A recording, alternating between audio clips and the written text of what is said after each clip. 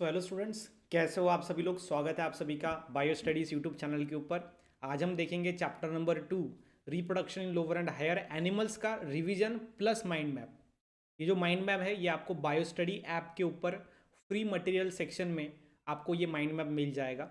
इसकी directly PDF मिलेगी पूरे चैप्टर की, पूरे 15 चैप्टर की ये पीडीएफ है। इसको निकालो प्रिंट आउट और इसकी पढ़ाई करो अच्छे से, ठीक है। चलो, तो वो तो मिल जाएंगे आपको माइंड मैप, तो वो तो आपका काम हो गया। अब रिवीजन देखते हैं। चलो, चैप्टर नंबर 2 की अगर बात करें तो इसमें टोटल जो है वो 14 टॉपिक्स हैं। शुरुआत में देखते हैं क्या है। तो सबसे पहले आप देख सकते हो तो मेल रिप्रोडक्टिव सिस्टम की क्विक रिवीजन, क्विक रिवाइव। तो शुरुआत में types of reproduction, asexual, sexual, उसमें टाइप्स वो हमने चैप्टर फर्स्ट में ही देख लिए थे, ठीक है। गेम्यूल फॉर्मेशन है आपके लिए और बडिंग है, दो आपको मेथड्स है। अब इसमें आगे है मेल रिप्रोडक्टिव सिस्टम। अब मेल रिप्रोडक्टिव सिस्टम की अगर बात करें तो इसके अंदर प्राइमरी जो सेक्स ऑर्गन होता है वो होता है टेस्टिस। मेल रिप्रोडक्टिव सिस्टम के अंदर, फीमेल रिप्रोडक्टिव सिस्टम के अंदर प्राइमरी सेक्स ऑर्गन होता है ओवरी, ठीक है। Yes sir. एसेसरी डक्ट्स इसके अंदर होते हैं रेटिटेस्टिस, वास efferentia, epididymis, vas deferentia and urethra. This are the accessory ducts. Accessory glands की बात करें तो seminal vesicle gland, prostate gland and bulbourethral gland, उसका ये नाम है कॉपर्स ग्लैंड। ये ग्लैंड्स पाई जाती है मेल रिप्रोडक्टिव सिस्टम में। और एक्सटर्नल जेनेटिलिया के अंदर 2 पॉइंट आपको एक्सप्लेन करने, पेनिस और स्क्रोटम के बारे में। तो अगर आपको आया 2 मार्क्स के लिए कि explain the external genitalia of male reproductive system, तो ये दोनों पॉइंट्स आपको लिखने पड़ेंगे।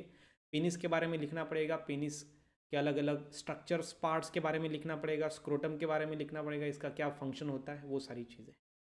उसके बाद हिस्टोलॉजी ऑफ टेस्टिस है, टेस्टिस के अंदर का स्ट्रक्चर। तो टेस्टिस के ऊपर 3 लेयर होती है, outermost tunica vaginalis, middle tunica albuginea और अंदर ट्यूनिका वास्कुलोसा। अब इसकी शॉर्ट ट्रिक है वेज आलू वास्कुलर, वेज ट्यूनिका वेजिनलिस, आलू L, so tunica albuginea and vascular vascularis, ठीक है। तो ये आप समझ में आपको लेना है। तो हर एक आपका जो टेस्टिस है उसके अंदर 200 से 300 लोब्यूल्स होते हैं, और हर एक 200 से 300 लोब्यूल्स में, हर एक लोब्यूल में 1 से 4 हाईली सेमिनिफेरस टिब्यूल्स होते हैं। ये जो सेमिनिफेरस टिब्यूल्स है उनके बीच में होते हैं आपके लीडिंग सेल, या फिर जिसको हम इंटरथेशियल सेल्स भी कहते हैं। बिटवीन द सेमिनिफेरस टिब्यूल्स ये पाए जाते हैं, और ये टेस्टोस्टेरोन नाम का जो हार्मोन है ये प्रोड्यूस करते हैं, ठीक है। ये चीज़ ध्यान में रखनी है। साथ ही साथ आपका जो सेमिनिफेरस ट्यूब्यूल है उससे अंदर क्यूबाइडल जर्मिनल इपिथेलियम सेल्स होते हैं अंदर से, और सर्टुली सेल है, 2 टाइप के सेल है। तो क्यूबाइडल जर्मिनल इपिथेलियम सेल जो है वो क्या करती है, तो स्पर्मेटोजोआ बनाती है। स्पर्मेटोजोआ मतलब ही स्पर्म्स बनाती है। और जो सर्टुली सेल दूसरी सेल है आपकी सेमिनिफेरस ट्यूब्यूल में, वो इस स्पर्म्स को, मतलब स्पर्मेटोजोआ को नरिशमेंट प्रोवाइड करने का काम करती है। चलो, ये हो गया आपका रिवीजन अच्छे से। अब ह्यूमन के फीमेल रिप्रोडक्टिव सिस्टम की अगर हम बात करें तो आप यहाँ पे देख सकते हो फीमेल रिप्रोडक्टिव सिस्टम। इसके अंदर प्राइमरी सेक्स ऑर्गन कौन सा है, आपका ओवरी है। सेकेंडरी सेक्स ऑर्गन में आपके फैलोपियन ट्यूब आता है, यूटेरस, वजाइना। तो fallopian tube, uterus and vagina ये सारे पार्ट्स है किसके, फीमेल रिप्रोडक्टिव सिस्टम के। उसमें जो फैलोपियन ट्यूब है वो 3 पार्ट में डिवाइड होता है, infundibulum, ampulla and isthmus. Uterus जो है वो अगेन 3 पार्ट में डिवाइड होता है, फंडस, बॉडी एंड सर्विक्स। और वजाना के अंदर एक्सटर्नल जेनेटिलिया आपको लिखना है। एसेसरी ग्लैंड्स की बात करें तो Bartholin's gland, vestibular gland, Bartholin's gland को ही वेस्टिबुलर ग्लैंड कहा जाता है। ये एसेसरी ग्लैंड्स है इन फीमेल रिप्रोडक्टिव सिस्टम। और मैमलरी ग्लैंड दूसरी होती है। एक्सटर्नल जेनेटिलिया अगर आपको पूछा फीमेल रिप्रोडक्टिव सिस्टम का, तो आपको ये पॉइंट बताने हैं, वेस्टिब्यूल क्या होता है, लैबिया माइनोरा क्या होता है, उसके बाद क्लीटोरस क्या होता है, लैबिया मेजोरा क्या होता है, mons pubis. These are the all structures of female external genitalia. देखो, फीमेल एक्सटर्नल जेनेटिलिया मतलब फीमेल में वजाइना जो है वही नहीं है, वजाइना से छोड़कर, उसको छोड़ के बाकी के जो अराउंड्स के पार्ट है वही भी आपको यहाँ पे क्या करने पड़ते हैं, एक्सप्लेन करने पड़ते हैं। चलो, अब मेंस्ट्रुअल साइकिल की बात करते हैं तो 28 डेज की ये साइकिल होती है। Are you getting? हाँ सर। इसमें 4 फेजेस होते हैं। सबसे पहला फेज मेंस्ट्रुअल फेज, उसके बाद प्रोलिफेरेटिव फेज, आगे उसके दिन दिए गए हैं आपको कौन से दिन में होती है। ओके, तीसरी फेज होती है ओव्यूलेटरी फेज, और चौथी होती है आपकी सीक्रेटरी फेज। उसको ही हम ल्यूटियल फेज भी कहते हैं, उसको ही हम पोस्ट ओव्यूलेटरी फेज भी कहते हैं। और फिर से आपका मेंस्ट्रुअल फेज चालू होता है। तो कितने फेज है? 4 फेज है। यहाँ पे अलग अलग आपको दिन भी दिए गए हैं, कौन से डे में कौन सी फेज होती है। 1 से 5 दिन, 5 से 13, ये 14 दिन एक सिंगल, और ये 15 से 28 दिन तक। तो लॉन्गेस्ट फेज कौन सी है? ये वाली, चौथी वाली, पोस्ट मेंस्ट्रुअल या फिर सीक्रेटरी या फिर ल्यूटियल बोल सकते हैं। शॉर्टेस्ट है ये, शॉर्टेस्ट क्यों है, क्योंकि एक ही दिन के लिए है ना, इसलिए ये शॉर्टेस्ट फेज, ठीक है। और यहाँ पे क्या होता है वो भी सारी चीज़ें आपको दी गई है। मेंस्ट्रुअल फेज में क्या होता है, ब्लड बाहर निकलता है। प्रोलिफरेटिव फेज में ग्राफियन फॉलिकल का डेवलपमेंट शुरू होता है, ग्राफियन फॉलिकल। एंडोमेट्रियम जो ब्रेक डाउन होती है वो फिर से रीजनरेट होना शुरू होती है। ओके, तो primary follicle, secondary follicle, tertiary follicle, उसके बाद मैच्योर फॉलिकल जिसको ग्राफियन फॉलिकल है वो बनता है। ग्राफियन फॉलिकल जो है वो ये 14वें दिन में ओहम को रिलीज करता है, ठीक है। तो यहाँ पर इस डे में प्रोसेस कौन सी होती है, ओव्यूलेशन, ये चीज़ समझनी है। Secondary oocyte that means ohm, okay. तो सेकेंडरी oocyte फिर आगे चलकर जो स्पर्म की राह देखता है, अगर स्पर्म नहीं आया तो फिर बाद में वो कॉर्पस अल्बिकन्स में कन्वर्ट हो जाता है, ओके। तो ये चीज़ ध्यान में रखनी है आपको अच्छे तरीके से। तो अगर ये जो एंडोमेट्रियम है, स्पर्म्स का डेवलपमेंट नहीं हुआ, स्पर्म का फर्टिलाइजेशन नहीं हुआ ओम के साथ, तो जो एंडोमेट्रियम बनती है वो फिर से ब्रेक होना शुरू करती है और फिर से मेंस्ट्रुअल फेज चालू होती है और यहाँ पे ब्लीडिंग शुरू हो जाती है। तो ब्लीडिंग में क्या बाहर निकलता है, तो अनफर्टिलाइज्ड ओहम एंड एंडोमेट्रियम के वॉल, ठीक है। ये मेंस्ट्रुअल साइकिल के बारे में। उसके बाद है स्पर्मेटोजेनेसिस एंड oogenesis, ये दोनों आते हैं आपके गैमेटोजेनेसिस में। गैमेटोजेनेसिस मतलब गैमेट फॉर्म करने की प्रोसेस, तो गैमेट्स दो है इसलिए प्रोसेस भी दो बार होगी फिर, एक स्पर्मेटोजेनेसिस और एक oogenesis। स्पर्मेटोजेनेसिस में स्पर्म बनेंगे, oogenesis में ओहम बनेंगे। तो ये आप देख सकते हो 3 फेजेस इसके अंदर होती है, multiplication phase, growth phase and maturation phase. साथ ही साथ यहाँ पे आप देख सकते हो तो प्रीमोडियल जर्म सेल शुरुआत में ही रहेंगी, उससे spermatogonia, primary spermatocyte, secondary spermatocyte, spermatid and spermatozoa, ये सीक्वेंस याद रखना है आपको।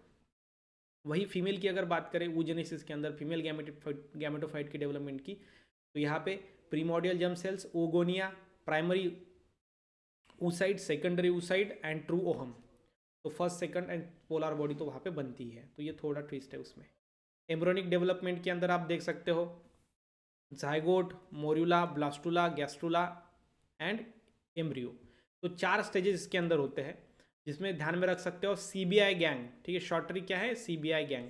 तो कैसे, C for cleavage, B for blastulation, I for implantation and G, gang का G फॉर गैस्ट्रुलेशन।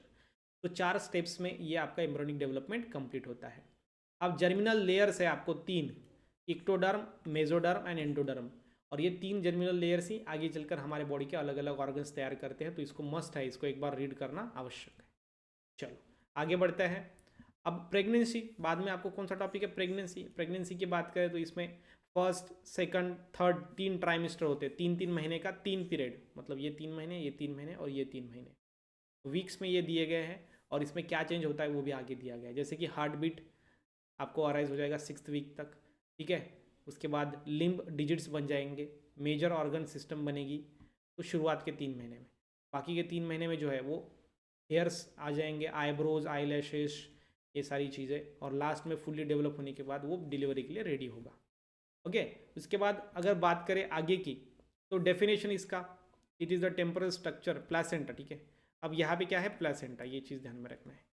तो प्लेसेंटा क्या है, तो मदर और फीटस को जोड़ने वाला जो काम होता है वो ये करता है प्लेसेंटा। और ये टेम्पररी स्ट्रक्चर है, क्योंकि जैसे ही डिलीवरी होगी, बर्थ हो गई, तो ये तो स्ट्रक्चर रिमूव हो जाएगा ना मदर बॉडी से। हाँ सर, इसका फंक्शन देखो, supply of oxygen and nutrient, CO2 excretory waste, ये मदर से बॉडी से वो बेबी तक देता है, बेबी से बॉडी से वो एक्सक्रीटरी प्रोडक्ट मदर के बॉडी में लेके आता है। तो ये सारी प्रोसेस होती है। वो हार्मोन भी रिलीज़ करता है, ईस्ट्रोजन, प्रोजेस्टेरोन, HCG। तो ये चीज़ आपको ध्यान में रखनी है। उसके बाद है रिप्रोडक्टिव हेल्थ, रिप्रोडक्शन रिलेटेड सारी चीज़ें आपको ध्यान में रखनी चाहिए। That is STD, sexually transmitted disease, उसमें सिफेलिस और गोनेरिया है जो सेक्सुअली ट्रांसमिट होते हैं एक पर्सन से दूसरे पर्सन में। उसके बाद है MTB, medical termination of pregnancy, ठीक है। तो टर्मिनेशन ऑफ प्रेगनेंसी ये जो है ये फुल टर्म है इसका, मेडिकल टर्मिनेशन ऑफ प्रेगनेंसी। और सेफ पीरियड है आपका 3rd trimester, safe during the first और नॉट थर्ड। थर्ड में तो फुल्ला आपका डेवलप हो जाएगा बेबी, तो बेबी डेवलप होने से पहले 3 महीने ही हम इसमें अबॉर्शन कर सकते हैं, बाद में फिर डिफिकल्ट हो जाएगा। एमनियोसेंटेसिस में क्या किया जाता है, तो एमनियोटिक फ्लूइड लिया जाता है बेबी की बॉडी से, दैट बेबी की बॉडी से या फिर वो आपका फीटस से, और वहाँ से क्रोमोसोमल जो है वो डिटेक्ट्स को पकड़ा जाता है कि क्रोमोसोम में कोई अगर गड़बड़ है तो हम वो फीटस को वहीं पर किल कर सकते हैं या फिर उनको अबॉर्ट कर सकते हैं। लेकिन ये एमनियोसेंटेसिस का इस्तेमाल लोग जो है वो चाइल्ड का सेक्स डिटरमाइन करने के लिए यूज़ करते हैं कभी कभी, ठीक है, लेकिन वो इलीगल है।